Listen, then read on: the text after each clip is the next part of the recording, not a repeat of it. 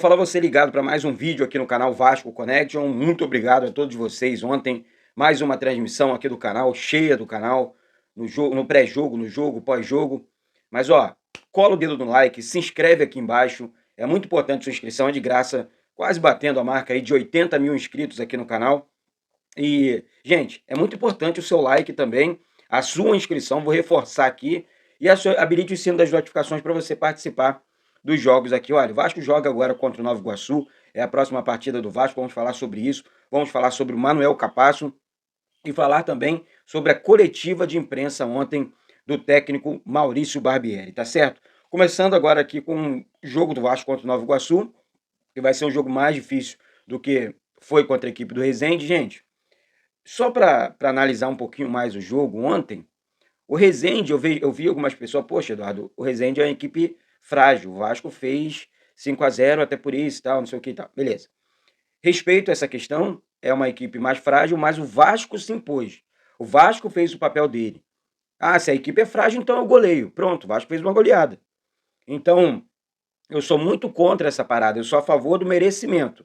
A equipe mereceu o placar, a equipe construiu o placar. Foi o Vasco que soube jogar e construiu o resultado, né? Então, existe esse campo de visão que a gente tem que respeitar do trabalho que o Maurício Barbieri fez no planejamento. Tira o Zé Gabriel, tira Edmar, traz Paulo Vitor, traz Rodrigo, coloca Rodrigo no jogo, Paulo Vitor, que entrou no segundo tempo, o lateral esquerdo, e começa a desenhar um Vasco totalmente diferente, um Vasco mais leve, um Vasco muito mais ofensivo, um Vasco que começa a jogar nas verticais, e isso me chamou a atenção, na vertical, para ser mais exato, sabe? Então, um time que trabalha, que joga de maneira ofensiva, né? É claro que vai agradar muito mais o torcedor vascaíno. É claro que vai agradar qualquer pessoa que gosta do bom futebol. Isso é fato. Eu não estou aqui contando história e você sabe disso. Agora, é claro que tem as questões dos ajustes ali, aqui. Ontem, por exemplo, se você enxergar o jogo, você não vai ver defeito. Por quê? O time trabalhou muito bem em todas as questões do campo, né? Em todos os jogadores cumpriram muito bem a sua função. O papel do Rodrigo ontem fazendo o homem de primeiro volante, até porque ele é da posição, pô, foi muito bem, marcando, saindo, tendo a primeira bola, recebendo aquela bola, distribuindo, liberando o Jair, não só para marcar, mas para jogar. E o Jair jogou muito bem, distribuiu, foi um dos melhores jogadores em campo. Aquela Fox States, né? Elegeu o Pedro Raul como melhor em campo, mas eu não enxerguei assim. É a minha opinião. Você pode enxergar o Jair como melhor em campo, você pode enxergar o Pedro Raul como melhor em campo, mas eu enxerguei ontem o craque do jogo, o Gabriel Peck.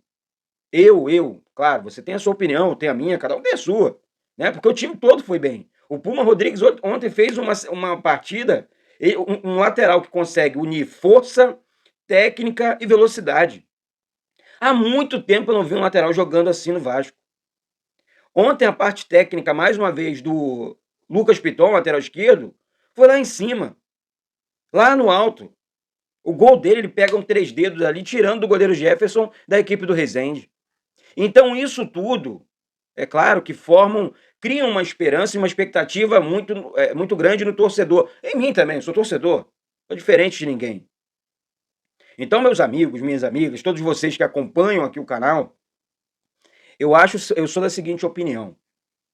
O momento do entrosamento, dessa questão, desenvolvimento físico da equipe, tudo isso está funcionando, e o Maurício Barbieri começa a desenhar isso muito bem, sabe? Parabéns, gostei muito da entrevista coletiva ontem do Barbieri, que não teve medo de dizer, é o que eu digo aqui, nós não podemos de maneira nenhuma, de forma alguma, atacar o lado pessoal de qualquer jogador.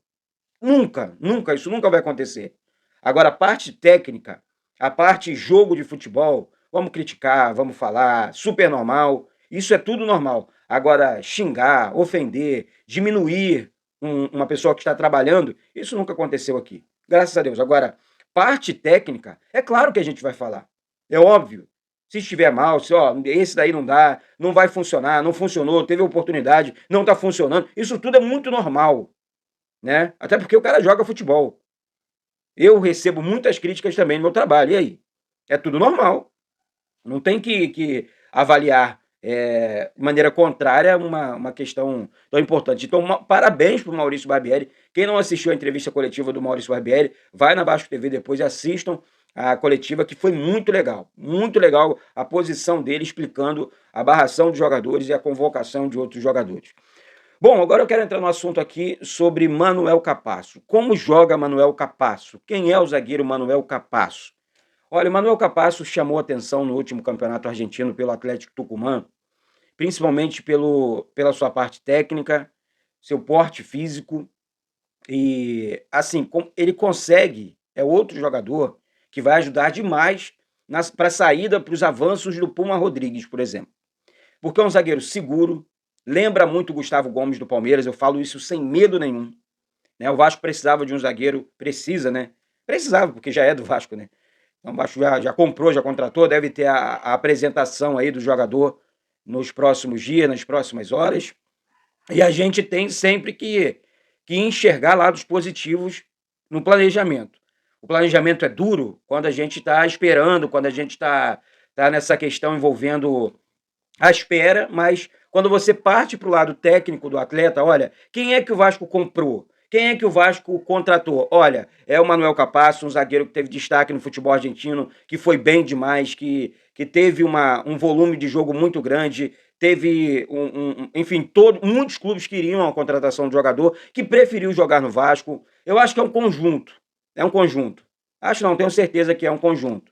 Então, hoje o Vasco, né, literalmente um clube na parte financeira muito positiva, e isso facilita demais a vida do Vasco na montagem, no momento do planejamento da equipe. O Léo jogando mais uma partida, né? Vai evoluindo demais o Léo. Tá jogando muita bola, vestiu a camisa do Vasco, combinou com ele, e hoje quem criticava agora passou a apoiar, graças a Deus por isso, chega de crítica, né?